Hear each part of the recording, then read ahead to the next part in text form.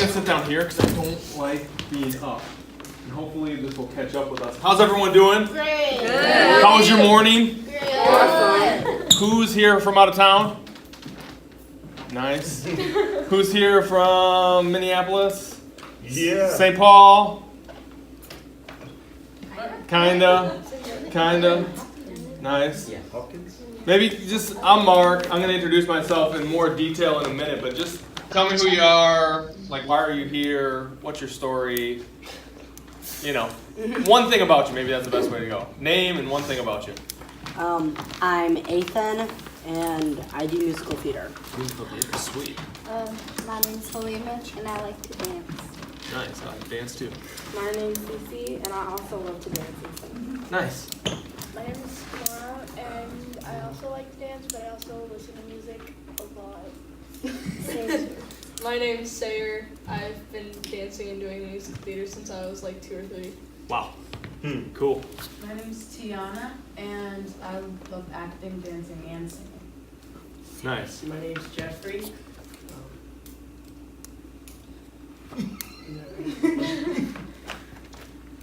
Eagle Scout, You're Eagle Scout. Yeah. I don't know. I'm working on it. You're working on it. Eagle Scout.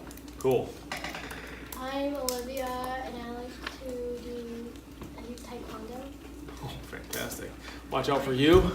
I'm Zach, and I've got a barbershop quintet I'm part of. Fantastic.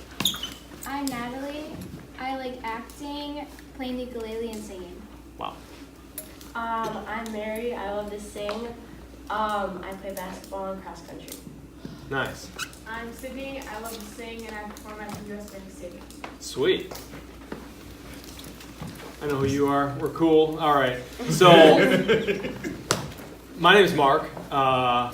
Big Prince fan, which is how I met Heidi. Spent a lot of years going out to Paisley Park. I first went out there when I was 18 years old. So, I'm not going to tell you how old I am, but that was 1995. So, for people that are quick at math, started going out there in 1995 and got kind of hooked on the sound. I don't know if you've ever gotten into something where you're just like, this is really cool and really special. And I didn't quite know much about much at the time, right? I didn't know who Prince really was, obviously Purple Rain, etc. But I started going. And Prince was so cool that he would just throw these parties, right? And he would have concerts and he would have performances. And there was kind of a little scene that if you had $7 in your pocket and knew something was happening, you could just go out there. So my friends and I essentially started doing just that. We went out there and pretty much couldn't get enough. So I went out there again and again and again and again and ended up seeing him perform somewhere in the neighborhood of 160 times over the course of 20 some odd years. Probably been out to Paisley 300 and some odd times, dance parties, CD release parties, wedding celebrations, all kinds of crazy stuff that he would do. And it's interesting because, you know, you're kind of just young and growing up, and it's just something that we did. And what I learned over the process is that Prince was teaching me all kinds of life lessons. Prince was really influencing who I was and who I was becoming. These were obviously formative years. And he had a profound impact on my worldview. He had a profound impact on how I approached life and what I wanted from life and who I wanted to be and the community I wanted to live in. And it really was an amazing influence. So as part of that, you know, today my goal is to talk about futures and goal setting. It's kind of one of the things that I'm passionate about. It's one of the things that I do is help folks kind of set their own trajectory. And how do we plan for our futures? How do we prepare for our futures? How do we prepare for the inevitable obstacles that are going to come our way? All of you are kind of on an interesting journey this week. So really setting the baseline for thinking about your own futures. What do you want to become? Where do you want to take these passions that you have? How do you cultivate said passions and live out the fullness of your purpose and the fullness of your dreams? Ultimately, I look at Prince and I see him as not just a mega superstar, someone that did something on the world, global stage, made an impact to people's lives, but he was somebody that knew who he was and that he woke up every day and he was doing the work to be the best version of himself, right? He took the task of his art, he took the calling of his purpose in life extremely seriously, and he went out there and did that work day in and day out. It wasn't an easy path. I don't think it was a simple journey. Long hours, late nights, early mornings, times on the road. Life is full of obstacles. It's full of things that get in our way. And it's a question of how do we respond to those things? How do we persevere in light of the things that come at us? So we're going to talk a little bit about that today. That's the goals of the session. So I'm going to start with a music video. And we're going to use this as our kind of launching point into a deeper discussion, kind of walk through a process with you around goal setting. Got some handouts for you somewhere, give you those. So I'm going to try not to talk too much, but we're going to start with some music. So if you can find that, what were we finding? The funk. The funk, all right. Find that funk. So cue this up. Found this on YouTube. Not pirating anything or what have you. This is the song Controversy. How many know the song Controversy? All right. Buckle up. This is old school right here. So the album comes out in 1981. So Prince has already released a couple albums at this point. And folks are 3 albums. Is that for you? This is the Dirty fourth one. Minds. This is the 4th album. Yeah, Controversy is fourth. Fourth album. So he's got albums on the street. People are talking about him. They're asking questions about who he is and all kinds of stuff, right? So he responds with this song. So we'll watch it and then we'll tee up from there. What y'all think? Good? Yeah. Good? Funky? Wrote in 1980, 81, somewhere in there. I mean, we're talking about timeless music. Talking about timeless music, talking about controversy. So I'm going to tee off on a couple things, but before I do, you guys, I think on Thursday, Wednesday, Bobby Z, who was playing the drums in that video, and Dr. Matt Fink will be here, so y'all can ask them about that. Now that you had a chance to see it, what they were thinking, what they were doing. So controversy, Prince is running into all kinds of people, talking all kinds of stuff about him, and how does he respond? In song, right? He says, I'm going to put this on paper, and I am going to write something. And there's a couple of pieces in it that I think are really interesting to think about, because here is a relatively young man. He's in his early 20s at this point, and he's got a vision for his future. He's got a passion for life, and he's asking critical questions, right? Do I believe in God? Do I believe in me? So he says that a few times in the song, right? Do I believe in God? Do I believe in me? And he responds really in the affirmative that, yes, I do believe in God, and yes, I do believe in me, right? So why does this matter to you? This is the question, right? I think this is a fundamental kind of building block of the Prince being Prince, right? Is he's got a clear sense of who he is, and he's got a clear belief and self-confidence in himself to go out there and rock the world, right? He is not passively sitting back. He's saying, hey, I have some skills and I am going to bring them to the table. So I'm not here to talk theology for the most part, but I think this I believe in God, do I believe in God question is really about purpose, right? What is your purpose? You want to get into doing big things. You want to make a difference in your communities, your lives. You want to find joy, happiness, etc. What is your purpose? What are you here in this world to do? And I think Prince really exemplified that. He said, I am here to do music. There's a story, Andre Simone, who grew up with Prince, went to school with Prince. They were friends at a very, very young age. And the first time Andre Simone meets Prince, he tells the story somewhere around the 7th grade, right? And they're hanging out in school in gym class. And essentially, Andre Simone says, hey, I'm Andre. And Prince says, hey, I'm Prince. And Andre Simone asks Prince, hey, what do you do? You know, like, what do you do? Like, kind of like a normal kid-to-kid question. What do you do? And Prince, in the 7th grade, says, I play music. I play music. here is somebody from a very young age that essentially had identified what he is all about. My purpose here on earth is to play music.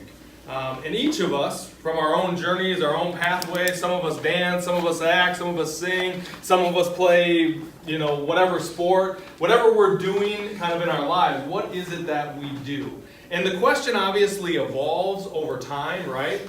Prince didn't just play music. He acted, he was a social activist, he did all kinds of things over time, but he got a core sense of that identity and a core sense of himself, and out of that came power, right? And that's really the second question. Do I believe in me, right? Self-confidence. He had a really, really, really kind of firm sense of self and this idea that I can do this, right? Do I believe in me? Heck yeah, I believe in me. People coming at me, people hating, people saying stuff. Well, I believe in me, therefore I am going to push up against that. I'm going to press back. When people say it's impossible, I'm going to keep going because I believe in me. Oh, you say I can't make a movie? Well, I believe in me. I'm going to go and do that. You say I can't tour the world? Well, I believe in me. I'm going to go do that, right? And I don't think he said it naively. I think he was aware of kind of this other piece of the puzzle. So we can have purpose. We can say, hey, here's my direction. Here's where I want to go, right? We can have self-confidence. We can say, hey, I got this. I'm going to do all this, right? Both of those things are very, very important. But the next piece of the puzzle, I think, is where really the rubber meets the road, right? Because if we combine A and B, but don't put C into the mix, we're never going to get there. And this is where I think Prince kind of really stood out, right? And it's not the glamorous piece, right? It's not the parties, it's not the award ceremonies, it's not all the accolades. It is in two simple words: hard work, right? Prince was a person. He embodied kind of flesh and bone, and he had to deal with life as it came, right? So how did he live out the fullness of his purpose? How did he kind of embody this believing in himself, the self-confidence? Hard work. It was an incremental journey of every single day doing the work that was required to meet the objective and to meet the next step. So I think that is kind of a summary, but you miss that last piece, no matter how much you have a sense of your purpose, no matter how self-confident you are, if you're not willing to grind it out, even when things get hard, even when things get challenging, even when emotions get high, right? I mean, y'all are artists, so emotions are going to get high because that's the way it rolls, right? It comes with the territory. How do you keep coming back at it again and again and again and again? What are your thoughts? There? You with me? Yeah. You with me? Yeah. So nothing comes easy, right? And if you want to achieve, you got to do the work. And that's where it gets, it can get monotonous, it can get boring, and it can get tough, right? I don't really feel like doing this, right? I don't want to do this. I don't want to do this work right now. And sometimes we have to find a way, in spite of how we're feeling, in spite of all those things that kind of say, oh, I don't want to take that next step. We got to find a way to keep pressing on. And I think as the work gets harder, reminding ourselves, hey, I got a purpose here. Reminding ourselves, I got some skills here, right? Kind of that self-affirmation of ourselves. That's a good way to work on overcoming and keeping the work moving. All right, so we're going to talk for a minute, just as the hard work comes. Obstacles. This is a fact of life. Whatever you are setting out to achieve, whatever you are trying to do in your life, there is no easy road, right? There's no easy path. There will be struggle, there will be hardships, there will be things that push against you. So Prince finds himself in the, early 80s, and people are talking all kinds of trash about him, pushing back against him, saying all kinds of stuff, right? And instead of running away from those challenges, he runs into them. He transforms them. He kind of eats the pain, if you will, right? All these obstacles are here. Well, I'm going to grab onto them, and I'm going to push through them. And in the process, really kind of changes their nature and their form, right? So he's got a plan for the obstacles. When he sees them, he pushes back. You'll hear stories from staff members that, Prince was not one that liked excuses. Well, I can't do that because of X, Y, and Z. There's countless stories of staff members trying to explain to Prince why something could not be done. And his typical response is, are you sure about that? How do you press back through? Go find a way. Run into that obstacle, find a solution. And when you get that solution orientation, when you say, hey, there are problems, there are things in my way, how do I find a solution? You'll find that you'll overcome those obstacles again and again and again. So we're going to talk about a process. I'm going to give you these sheets while we're here. So this is a goal setting process. You can grab 2 of these maybe. I think I got 40 copies. So grab 2 of these, just pass it on. So there's been talk kind of in the psychological literature that's out there of kind of positive thinking. And a woman by the name of Gabrielle Oettingen wrote a book called Rethinking Positive Thinking. And essentially she puts a critique on just straight up positive thinking, right? Like, I'm the best, all is good, the world is perfect, kind of this Pollyanna-ish, non-critical view, kind of positive thinking, right? She puts a critique on that, and she says, hey, if you got this kind of positive thinking, it doesn't really work, right? Essentially, you're more delusional than actually achieving your goal.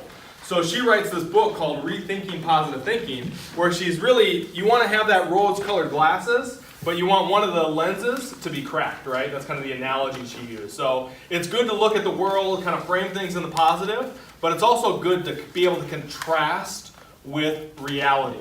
And she's got this process called mental contrasting. It's actually an interesting deal.